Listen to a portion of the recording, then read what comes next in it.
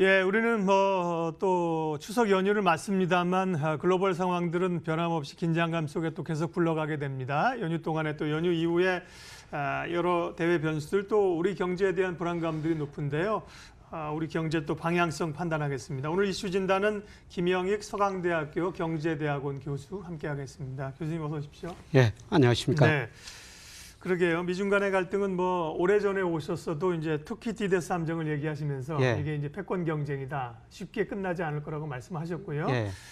이제 1년 반을 끌어왔습니다. 당장은 9월 1일 날 추가적으로 관세 부과했고 10월 초에 무역 협상 재개한다는 건데 어떻게 될까요, 앞으로는요? 예, 작년 하반기로 서로 무역 규제를 하고 또 쉬는 기간 또 협상하자 이런 식으로 돼 있는데요.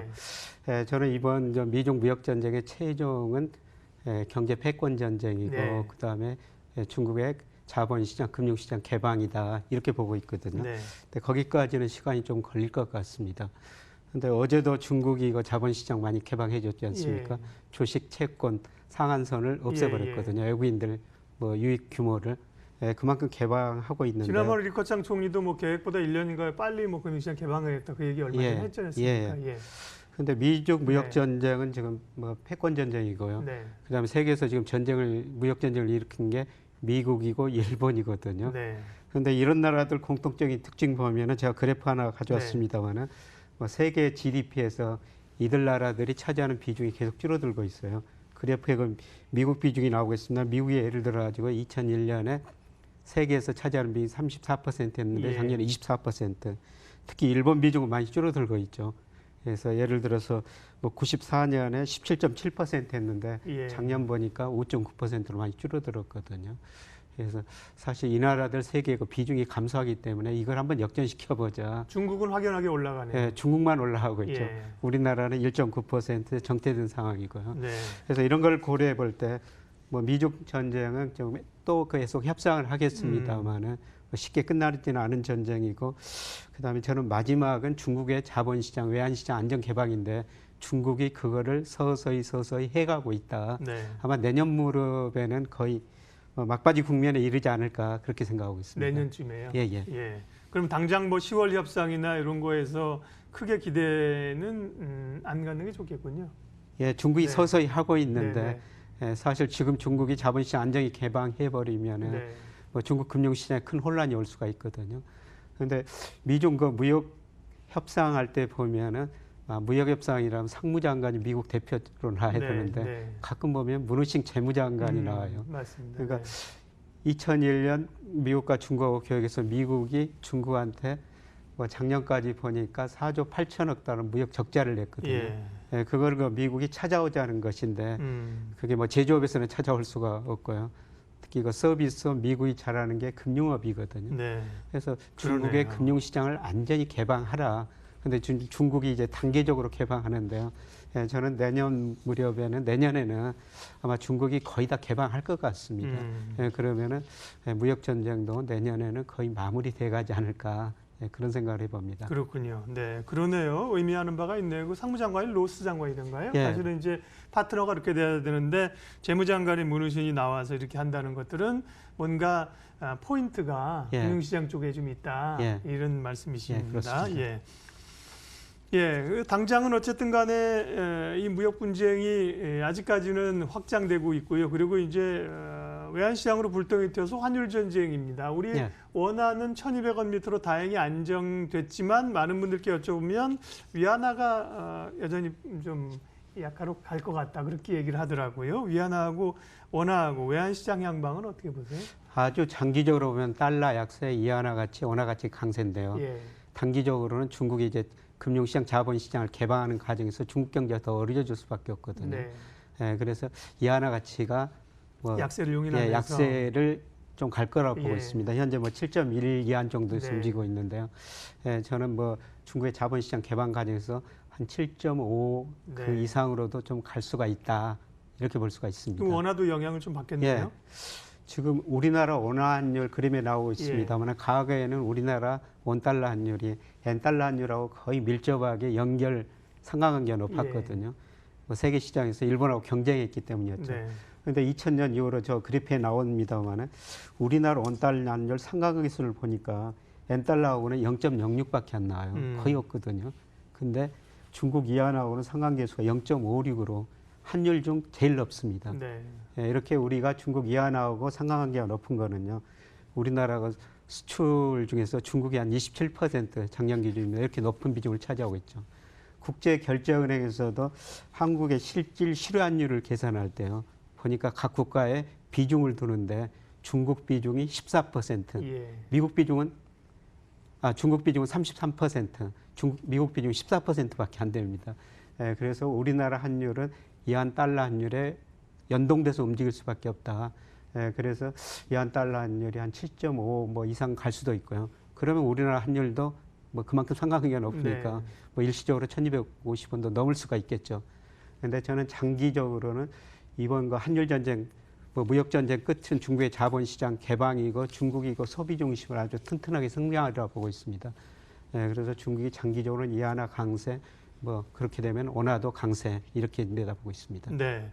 외환시장 관련해서도 뭐 할 얘기는 많은데 주제가 여쭤볼 게 좀 많아서요.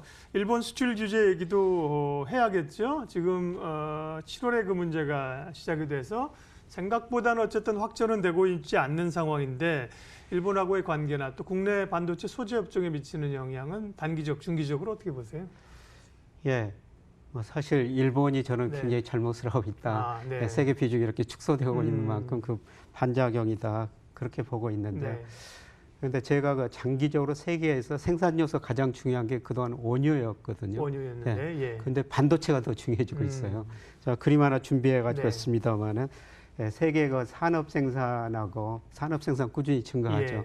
예. 그다음에 반도체하고 상대적으로 원유 생산 어느 게 더 늘어났는가 이걸 한번 비교해 본 거거든요. 흥미로운 그래프네요. 네. 2000년에 이게 100이라고 그랬다면은 네. 지금 한 200쯤 돼요. 네. 그러니까 원유보다도 반도체가 2배 더 생산 요소로 중요한 역할을 하고 있다는 거죠. 그런데 이 반도체를 우리가 특히 D램 같은 건 세계에서 70% 이상 생산하고 있지 않습니까? 네.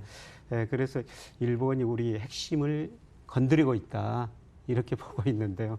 그런데 만약 이 반도체 생산이 안 될 리는 없지만은 반도체 생산에 충격을 받으면은 뭐 전 세계가 타격을 받죠. 반도체가 저만큼 중요한 영향을 미치니까요. 네.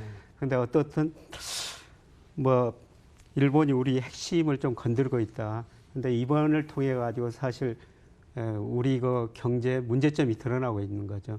우리나라 무역 수지 보면은 중국하고 미국에서 돈 벌하고 중동하고 일본에서 쓰는 구조거든요. 근데 중동은 뭐 우리 원유 수입을 할 수밖에 날 수밖에 없죠. 예. 예, 그런데 뭐 일본에서 소재 생산하는 거 계속 적자나고 있는데요. 이게 문제고 그다음에 그림에 그 일본 경제가 나오고 있습니다만은 일본 경제가 지난 20년 이상 동안 디플레에 빠졌거든요. 네. GDP 디플레이가 빠지다가 2012년 이후 지금 저 아베노믹스로 엄청난 돈을 풀고 있기 때문에 물가가 좀 올랐어요. 그래서 아베노믹스가 성공했다. 네. 그러는데 최근에 다시 물가가 정체되고 있습니다. 예, 그리고 10월 가면 소비세 인상 아마 소비가 미리서 당겨서 했기 때문에 소비가 줄어들 거예요. 그다음에 일본이 저렇게 돈을 많이 풀고 있는데도 최근에 엔화가 강세를 보이고 있거든요. 예, 저는 내년에 아베노믹스가 실패했다. 예, 다시 그 디플레 압력이 다시 나타날 것이다. 예, 그만큼 또 일본의 우리에 대한 무역 압력은 강화될 수 있다. 이런 측면에서 한번 우리가 생각해볼 필요가 있을 것 같습니다. 네. 대외 변수를 쭉 짚어봤는데 어쨌든 그런 요인들이 국내 경제에 영향을 미쳐서 우리가 이제 2% 성장을 올해 할 수 있겠냐는 걱정입니다. 당초에는 뭐 정부 입장도 있죠. 뭐 2.6이었는데 지금은 2% 성장이 위협받는 상황이고 얼마 전에 또 이제 소폭이긴 합니다만 이제 8월 소비자 물가 지수가 마이너스를 기록했다고 해서 디플레 뭐 우려도 좀 나옵니다. 우리 경제 얘기 좀 해주세요. 예. 예, 우리 경제는 뭐 올해 2% 안팎 성장할 것 같고요. 예, 문제는 갈수록 더 낮아질 가능성이 높다는 겁니다. GDP를 구성하는 뭐 소비 별로 증가하지 않고 있죠. 그다음에 설비 투자는 큰 폭으로 위축되어 있고요. 그다음에 가장 중요한 문제가 수출인데요. 네. 지금 수출이 우리나라 수출의 27%를 차지하는 반도체, 27%를 차지하는 국가별로 보면 중국 쪽으로. 근데 중국 경제가 내년에는 올해보다 더 나빠질 수가 있거든요. 예, 그래서 경제 성장률은 지금보다도 좀 더 낮아질 수 있다. 이렇게 좀 볼 수가 있을 것 같습니다. 네. 예, 그리고 우리 경제가 과연 디플레 빠질 거냐. 말씀하신 것처럼 소비자 물가 지난 8월 달에 1965년 이후 뭐 소폭이지만 전년 동기 대비 마이너스였습니다. 그래서 그 디플레 우려가 제시되고 있는데요. 아직까지는 디플레 빠진 건 아닌지만은 근데 우리 경제가 능력 이하로 성장하고 있거든요. 디플레 압력이 존재하고 있고 그다음에 잠재 성장률이 계속 떨어지고 있습니다. 당장은 아니지만은 저는 디플레 가능성이 있다고 보고 있고요.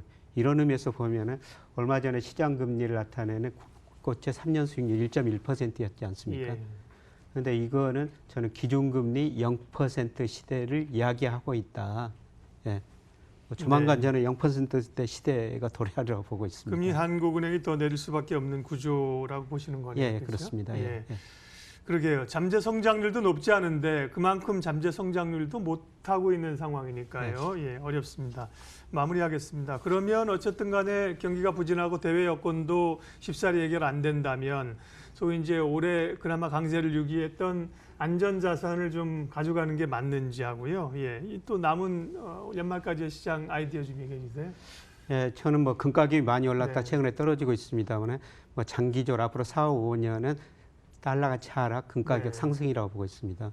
예, 그래서 우리 저 포트폴리오에 금도 좀 비중을 가지고 계시는 게 좋을 것 같고요. 예, 그 다음에 사실 우리 주가가 뭐 PER, PBR 비하면 너무 낮지 않습니까? 제가 오기 전에 바로 전 시간에 포스코 이야기를 많이 하던데요. 뭐 포스코 배당 수익률이 4%가 넘지 않습니까? 예, 저는 포스코 직원들한테 가서 강의하면서 은행에다 돈을 맡기기보다는 당신 내에서 주식을 사가지고 배당을 받는 게 더 나을 것이다. 배당 투자는 꾸준히 하셔야 될 것 같습니다. 그렇군요. 이전보다 좀 그래도 다행스러워진 건 말씀하신 것처럼 뭐 배당이나 금이라든지요. 미국도 뭐 채권이나 ETF나 또 안정적인 상품들이 예전에 사실 금 사는 것도 쉽지 않았거든요.